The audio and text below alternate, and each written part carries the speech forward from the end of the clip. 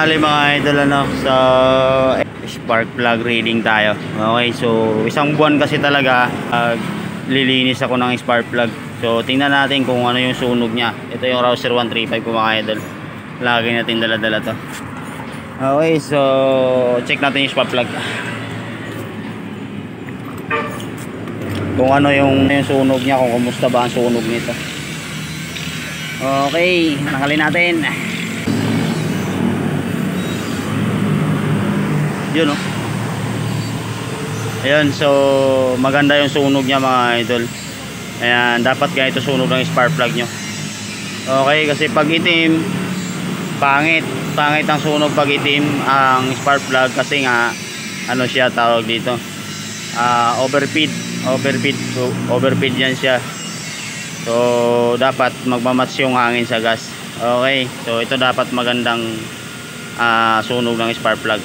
Tapos lipat tayo sa kabila kasi dalawa spark plug nito eh. Lipat tayo sa kabila mga idol.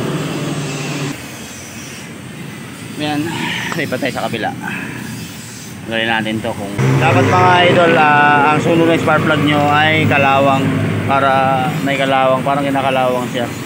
Para ibig sabihin nun mga idol, ibig sabihin nun maganda talaga yung sunog niya.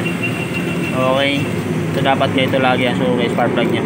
Every month nag-check ako ng spark plug mga idol, kasi hindi naman pwede na gamitan tayo ng gamit kasi mamaya, di ba, ayaw matanggal yun.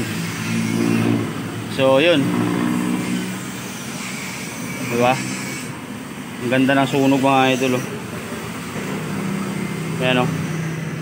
Dapat ganyan ang sunog ng ano nyo mga idol, spark plug nyo. Okay, so napakaganda. Yan, diba, ang ganda ng sunog.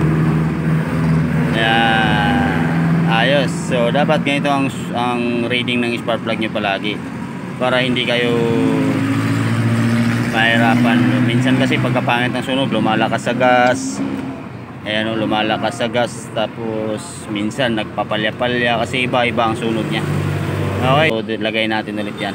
Okay, so every 1 month natin yan ginagawa mga ito.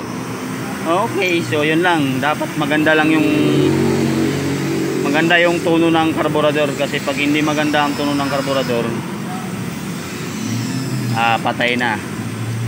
Mahirapan kayo kasi unang-una dyan, overfeed. So pag overfeed, hindi maganda kasi pwedeng magkaroon ng problema yung motor nyo. Okay, so yan lang. Maraming salamat. Sana makabigay tayo ng idea dun sa mga laging nag-check ng spark plug. Alright.